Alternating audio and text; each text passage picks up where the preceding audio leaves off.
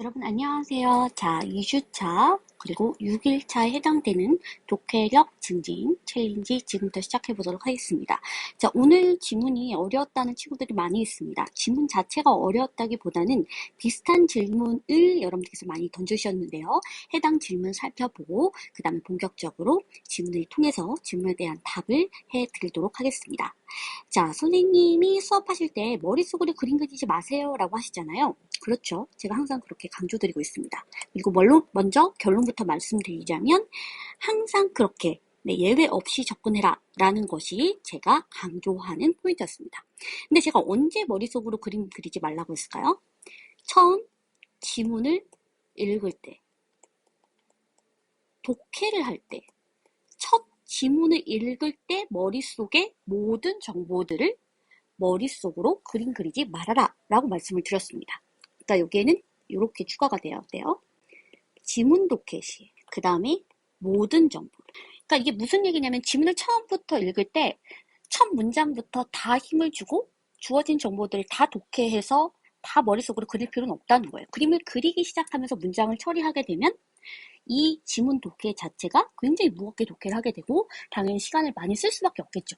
게다가 내가 지금 이해하고 있는 머릿속에 그리는 그 정보가 선지화될지 안 될지도 아직 모르는데 내가 처음부터 모든 정보들을 다 그렇게 머릿속으로 그려가면서 독해를 한다고 한다면 굉장히 비효율적인 독해가 될 수밖에 없겠죠. 위치와 관련된 정보 중요할 수 있습니다. 근데 만약에 위치가 많이 나오면요. 그러면 그 모든 위치들을 다 머릿속으로 그리실 거예요. 그게 아니라 선지화될 법한 굉장히 중요한 정보라면 그 강조점이 보일 때라면 그때는 지문을 독해하면서 어느 정도는 정리할 필요가 있다라고 강조드렸습니다. 근데 만약에 내가 지문을 읽을 때 어떤 위치가 중요한지 여기에서도 어떤 것을 머릿속으로 그려가면서 정리해야 될지 지문을 독해하면서 파악하기가 어렵다라고 하면 지문 독해 시에는 그림을 그리며 독해하는 게 아닌 게 맞는 겁니다. 그러니까 무슨 얘기냐면 그림을 그리지 않고 머릿속에 그림 그리지 않는 형태로서 지문을 독해한 게 잘한 거예요. 단 거기에서 여러분들이 판단을 빨리 했냐 이게 문제인 거죠. 그러니까 예를 들면 판단을 굉장히 빨리 했느냐가 중요한 게 지문을 읽으면서 이거 머릿속에 그릴까 말까 이런 것들을 고민하는데도 시간이 엄청 들어요. 그러면 시간은 흘러가고 속도는 느려지는데 판단을 늦게 하게 되면 이것도 저것도 아니게 독해를 하게 된다는 거죠. 따라서 내가 이 지문은 머릿속으로 그림을 그리지 않을 거야 라는 판단을 하고서 시작을 한다면 굉장히 지문을 가볍게 독해를 할 수가 있고 선택지를 판단하는 데 시간을 많이 벌어줄 수가 있습니다. 근데 만약에 선택지에서 물어본다. 선택지에서 그것에 대한 정보의 이해도를 높여라 라는 게 이제 취재자의 의도라고 한다면 필요한 부분으로 다시 가서 그 부분 다시 읽고 필요하다면 머릿속에 그림을 그리든 지문에 그림을 그리든 하면서 답변 선택지의 판단을 해주시면 되는 거잖아요. 그래서 지문을 독해할 때는 머릿속에 그림을 그리지 않는다라는 것은 이 문제에도 해당되는 원칙입니다. 대신 판단을 빨리 해서 그렇게 크게 읽었으면 지문 읽는데 1분도 안 걸리는 듯한 느낌을 받으셨어야 합니다. 이 얘기는 조금 뒤에 지문을 읽을 때 다시 한번 강조드리도록 하겠습니다. 자, 그래서 이 친구가 얘기했는데 그래서 오늘 과제도 최대한 그림을 그리지 않고 이 문단 첫 단락에서 효율성을 기준으로 잡고 범주끼리 비교해야 됐다고 생각했어요. 아주 잘했습니다. 그러니까 이건 잘한 거라니까요. 근데 대신 판단해야 될 것, 그렇다면 지문 독해할 때 굉장히 크게 독해를 했다라는 것이고 불필요한 부분들을 완전 스킵한다는 느낌으로 갔을 텐데 그렇다면 시간을 얼마나 벌었느냐 이걸 이제 체크를 해야 된다는 거예요. 자, 그래서 기억과 디귿은 예상한 대로 잘 풀었어요. 그것도 잘했어요. 자, 근데 니은을 볼까요? 이 친구뿐만 아니라 오늘 그 질문을 보면 뭔가 선생님 배신감이 들어요. 약간 이런 뉘앙스 있잖아요. 이해하지 않아도 된다면서요. 그림 안 그려도 된다면서요. 근데 이 문제는 뭐죠? 뭐 이렇게. 네. 이 문제도 예외는 아닙니다. 계속 결론부터 말씀드리지만 자, 그러면 니은을 풀기 위해서는 지문 속에 머릿속으로 그림을 그리면서 독해해야 되나요? 아니면 단락별 핵심 혹은 단락 간 연결 등 수험 독해를 한 후에 재독해를 하면서 풀어야 할까요? 어느 정도는 그림을 그려야 돼요. 어느 정도는. 그러니까 제가 그랬잖아요. 답이 되는 선택지를 위해서 꼭 필요한 정보는 당연히 이해도를 높이는 게 필요해요. 모든 지문의 정보들을 다 이해할 필요가 없다라는 거지 이해를 다 할 필요가 없다라고 이야기한 적은 저는 없어요. 해마다 이걸 제가 강조드리는데, 그렇다면 내가 지문을 굉장히 크게 읽었다. 그래서 답되는 선택지를 향해 가는데 그 선택지에서, 굉장히 매력적인 선택지에서 꼭 필요한 정보들을 이게 해라 라고 요구한다면, 그렇다면 그림을 그리든 머릿속에다가 어떻게 여러분이 상상을 하든 쓰든 정리를 하든 어떻게든 내 것으로 만들어 소화를 해야 되는 거잖아요. 따라서 이 원칙은 변함이 없다라는 걸 다시 한번 강조드리도록 하겠습니다. 그래서 이 친구는 뭔가 회의감이 든 거잖아요. 이제까지 공부한 것으로 보면 쌤이 가르쳐주신 대로 다 했는데 왜 이거는 안 되는 걸까요? 이 문제도 되는 거다라는 걸 다시 한번 강조드리도록 하겠습니다. 자, 그럼 이제 지문을 한번 들어가 보도록 할게요. 자, 이 친구가 풀 때 계속 틀렸대요. 네, 근데 이렇게 자책할 필요 없습니다. 이 지문, 이 문제, 11번 문제였는데 굉장히 많은 학생들이 어렵다라고 했습니다. 하지만 제가 이따가도 말씀드리겠지만 합격한 친구들, 그리고 고득점인 친구들은 니은에 대한 판단을 고민을 안 했어요. 그러지 않아도 답이 나왔으니까.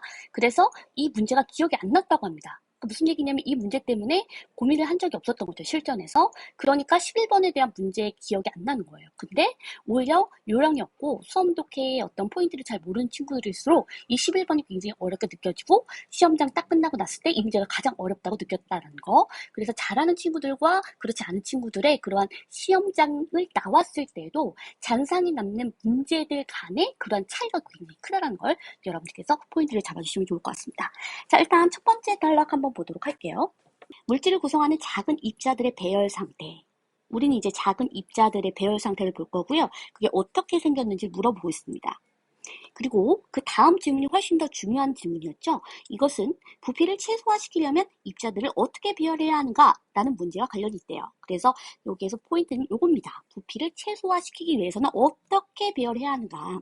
자, 그 다음에 뒤에 부분에 보시면 이 문제를 이제 해결하는 데 있어서 굉장히 중요한 부분 다시 한번 정리를 해주고 있습니다. 자, 쌓인 공이 차지하는 부피 자체를 최소화시키는 것이 가장 중요하다. 그리고 빈틈을 최소한으로 줄여야 된다라고 이야기를 해주고 있습니다. 그러니까 어쨌든 부피를 최소화시킨다라는 걸 계속 강조를 해주고 있는데, 그럼 어떻게 부피를 최소화시키냐? 이 빈틈을 최소한으로 줄여야 된다는 거예요. 그래서 부피 최소화, 저라면 하나 더 가져가면 빈틈 최소화까지를 가져가도록 할 겁니다. 자, 그 다음 단락 한번 볼게요. 문제를 해결하기 위해서 다양한 배열 방식에 대해서 그 효율성을 계산하는 방식으로 연구를 진행하였대요. 그래서 세 가지의 방법을 주고 있죠. 인접, 입방 격자 방식, 그 다음에 단순 입방 격자 방식, 그 다음에 마지막으로 육각형 격자 방식, 이렇게 세 가지가 있습니다. 근데 우리가 궁금한 거는 효율성의 측면이었어요. 그래서 어떤 게 효율성이 가장 크냐인데 여기서 숫자가 눈에 띕니다. 그래서 숫자를 통해서 여러분들께서 각각의 효율성을 비교해 주시면 되겠죠. 그럼 뭐가 제일 효율적이죠? 여기에서 인접, 입방, 격자 방식, 이게 이제 가장 효율성이 높았죠. 근데 이거는 굳이 글을 읽지 않아도 세 가지가 있네. 효율성 궁금하네.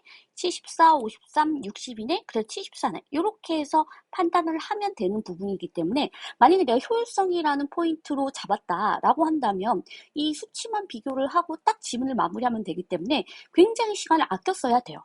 근데 이걸 다 읽고 이거 정리해야 되나 마나 괜히 고민하고, 네, 시간도 못 줄였다라고 한다면 효율성이라는 포인트를 잡았는데도 불구하고 비효율적으로 독해를 한 거예요. 그래서 이해를 못했다고 하더라도 굉장히 비효율적으로 독해를 한 것이죠. 하지만 만약에 시간까지 세이브했다 그러면 내가 크게 독해를 하면서 가장 중요한 핵심 상위 정보를 가지고 세 방식을 제대로 정확하게 출제자의 의도대로 제대로 독해했다라고 말씀드릴 수 있을 것 같습니다. 자, 근데 일단 제가 눈에 띄는 건 뭐였냐면요. 이 두 가지의 방식을 비교하는 방식에서 1층, 2층, 2층 이렇게 나눠주고 있다는 거예요. 그래서 뭔가 1층과 2층에 대한 그러한 정보들을 비교하는 게 아마 이 비교 포인트로 답이 되는 선택지를 만들 가능성이 크겠구나. 선지화 될 수도 있겠구나. 라는 생각을 했습니다. 자, 그 다음에 저는 사실은 읽었을 때 이것도 봤는데요. 수평면 1층 상에서 하나의 공이 6개의 공과 접하는 거. 그게 첫 번째 방식이었고, 두 번째 방식의 경우에는 하나의 공이 4개의 공과 접하도록 배치된다고 얘기를 해주고 있습니다. 그래서 저는 여기를 비교 포인트로 잡고 여기가 선지화 되겠네 라고 예측까지 하고 나왔습니다. 자, 그 다음에 이들에 대한 어떤 관계를 나타내주는 그러한 방식이 마지막이었는데 육각형 격자 방식의 경우에는 인접, 입방 격자 방식에 따라서 배열하고 그 다음에 층을 쌓을 때는 단순 입방 격자 방식으로 쌓는다고 해서 두 정보들이 조합되고 있고 이들의 관계를 얘기를 해주고 있습니다. 자, 이렇게 해서 일단은 우리 수험 독해 방식으로 읽었을 때 세 가지의 방식의 비교 포인트까지 잡아주셨어야 돼요. 그래서 일단 가장 크게 읽었을 때 효율성이라는 걸 측면을 두고서 세 가지의 그런 효율성을 비교하는 거고요. 그 다음에 요새 필셋의 경우에는 각각의 관계, 꼭 세 개를 다 비교하지 않아도 둘씩 묶어서 비교 포인트를 잡는 것이 필셋이 원하는 그런 상위 정보라고 했으니까 여기에서 하나의 층에서 하나의 공이 6개의 공과 접하는 것, 하나의 공이 4개의 공과 접하는 것과 같이 이렇게 비교 포인트를 잡는 형태. 그래서 관계를 통해서 이와 같은 핵심 정보를 잡는 형태까지 봐주시면 훨씬 더 효율적인 그리고 좀 더 정확한 독해가 될 수 있을 것 같습니다. 자, 그 다음에 마지막 단락에서 보면 케플러가 뭘 강조해주면서 끝을 맺고 있냐면요. 자, 인접 입방 격자 방식이 어쨌든 가장 효율이 높다라고 이야기를 해주면서 마무리를 해주고 있습니다. 74%였잖아요. 그래서 가장 효율이 높은 방식이다라고 이야기를 하면서 마무리를 해주고 있네요. 자, 이 11번과 같이 이런 기억, 니은, 디귿을 동반한 추론형 지문의 경우에는요. 지문 자체는 크게 독해를 하고 선택지에다가 시간을 훨씬 더 많이 배분을 해야 되는 경우들이 많이 있습니다. 그래서 이러한 기억, 니은, 디귿은 어쨌든 3개의 선택지를 다 봐야 되는 경우가 훨씬 많기 때문에 여러분들께서 지문을 크게 상위 정보 중심으로 독해를 해주시고요. 선택지 하나에서 요구하는 정보들에 대한 판단을 위해서 필요한 정보가 있다면 다시 한번 지문으로 올라가 재독해를 해주는 형태로서 접근해 주시면 되겠습니다. 자, 일단 기억 한번 보도록 하겠습니다. 1층만을 따졌을 때 인접 입방 격자 방식의 효율성이 단순 입방 격자 방식보다 크다라고 되어 있습니다. 그래서 이 두 가지의 방식을 우리가 비교를 해줘야 되는데 첫 번째의 경우에는 1층의 경우에 하나의 공에 6개의 공이 접해요. 그 다음에 두 번째의 방식인 단순 입방, 격자 방식에 따르면 하나의 공에 4개의 공이 접합니다. 그러면 어떤 게 더 빈틈이 작죠? 하나의 공에 6개가 닿는 거랑 하나의 공에 4개가 닿는 거랑 어떤 게 더 빈틈이 적습니까? 빈틈이 적어야지 효율적이라고 했습니다. 그래서 6개의 그런 공과 접하는 층이 훨씬 더 빈틈이 적을 것이고 따라서 더 효율적이라고 할 수가 있겠죠. 그래서 한 공에 6개의 공과 접하는 인접 입방 격자 방식이 훨씬 더 효율적이라고 할 수가 있겠습니다.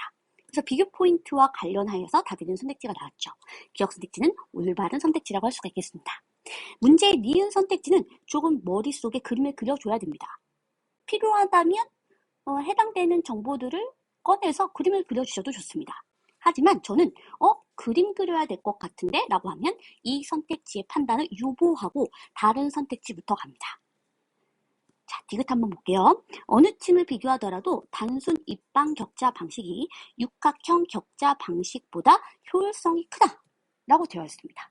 그래서 단순 입방 격자 방식은 53%고 그 다음에 육각형 격자 방식의 경우는 60%잖아요.